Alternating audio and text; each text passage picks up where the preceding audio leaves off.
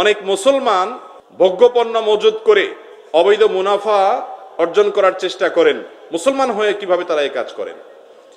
দেখুন, মুসলমান তো বটেই, টেলিভিশন চ্যানেলগুলোতে যখন ধরা পড়ে যে কোনো একজন দোকানদার এত পরিমাণ তেল তিনি স্টক করেছেন, এত পরিমাণ খাদ্য স্টক করেছেন এবং ধরা পড়েছে তিনি এগুলো দিয়ে অবৈধ মুনাফা অর্জন করতে চেয়েছেন, বাজারে কৃত্রিম ক্রাইসিস সৃষ্টি করতে চেয়েছেন, এই মানুষগুলো শুধুমাত্র মুসলমান তো নয়, মাথায় টুপি থাকে, অনেক সময় দেখে মুখে দাড়ি থাকে। শুধু তারা কেন, অনেক বড় বড় ব্যবসায়ী আছে যে রমজানের শেষ দশকে গিয়ে কাবা বাইতুল্লাহ গিয়ে ইতিকাফ করে, রমজানে উমরা করে, অনেক দান সাদকা করে, রোজাও রাখে, রোজা রেখে সে 2 নম্বরই করে, আছে না নাই? এর দুটি কারণ। প্রথম কারণ হলো গোটা সমাজ এখন ভোগবাদে হাবুডুবু খাচ্ছে, কিভাবে ভোগ করবে এর জন্য আমরা মাতাল হয়ে গেছি, পশুকে হার মানিয়ে ফেলছি, ত্যাগের কোনো শিক্ষা আজ নাই। এজন্য শিক্ষা প্রতিষ্ঠানে ধর্ম শিক্ষা, নীতি শিক্ষা, আদর্শ শিক্ষা, মোরালিটি এগুলোর চর্চা বাড়াতে হবে, তাহলে মানুষের ভিতরে মনুষ্যত্ব আসবে, নাহলে পশুকে হার মানাবে।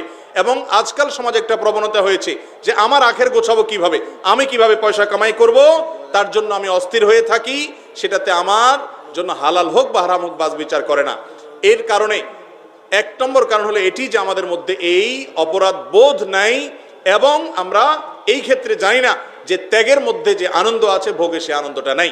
আর দ্বিতীয় কারণ হলো ইসলামকে আমরা খণ্ডিতভাবে বুঝেছি বেশিরভাগ মানুষ। ইসলাম শুধুমাত্র কিছু ইবাদত সর্বস্ব দিন নয়, ইসলাম তো পূর্ণাঙ্গ একটা জীবন ব্যবস্থা। এখানে বিশ্বাস আছে, এখানে ইবাদত আছে।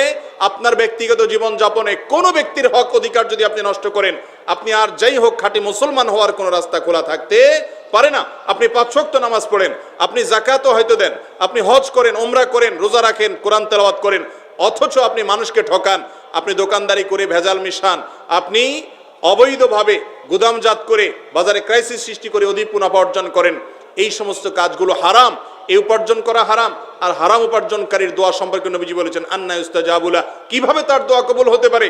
তার দোয়া কবুল হবে না, ইবাদত কবুল হবে না। এজন্য ভাইরা আমার, যে সমস্ত ব্যবসায়ী ভাইরা মনে করছেন যে আমি দান সদকা করে আমার কালো টাকা সাদা করে ফেলবো, হারামটা হালাল করে ফেলবো, বৃদ্ধ বয়সে আমি তাসবিহ তাহলিল করে সব কাটাকাটি হয়ে যাবে, তারা ভুলের স্বর্গে বাস করছেন। বান্দার হক আল্লাহ তাআলা মাফ করবেন।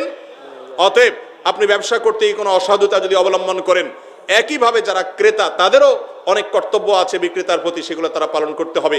নবী করিম সাল্লাল্লাহু আলাইহি ওয়াসাল্লাম বলেছেন রাহিমাল্লাহু রাজুলান সামহান ইযা বা সামহান ইযা ইশতারা, ওই আল্লাহর প্রতি আল্লাহ রহম করেন যে ব্যক্তি কিনতে গেলেও ভালো মানুষের পরিচয় দেয়, বিক্রি করতে গেলেও ভালো মানুষের পরিচয় দেয়। আল্লাহ তাআলা আমাদের ব্যবসায়ী ভাইদেরকে খাঁটি মুসলমান হওয়ার তৌফিক দান করুন, মানুষের মতো মানুষ হওয়ার তৌফিক দান করুন, মুত্তাকি ব্যবসায়ী হওয়ার তৌফিক দান করুন, যারা ব্যবসা করতে গিয়ে অবৈধ মুনাফা অর্জন করবে না, হারাম কাজ করবে না, অন্যায় কাজ করবে না, ক্রেতাকে ঠকাবে না, ওজনে কম দিবে না, গুদামজাত করে ক্রাইসিস সৃষ্টি করবে না, এই ব্যবসায়ীদের সম্পর্কে নবীজি বলেছেন আত-তুজ্জারুস সাদুক মা আন-নাবিয়্যিন ওয়াস-সিদ্দিকিন ওয়াশ-শুহাদা, যারা সত্যবাদী, সততার সাথে ব্যবসা করেছেন, কিয়ামতের ময়দানে তারা নবীজি সাল্লাল্লাহু আলাইহি সাল্লামের সাথে, শহীদ সিদ্দিকদের সাথে তারা উঠবে এবং তাদের সাথে ভিআইপি হিসাবে হাজির হবে আল্লাহর দরবারে। আল্লাহ তাআলা আমাদের সবাইকে সব ক্ষেত্রে সততা অবলম্বন করার তৌফিক দান করুন।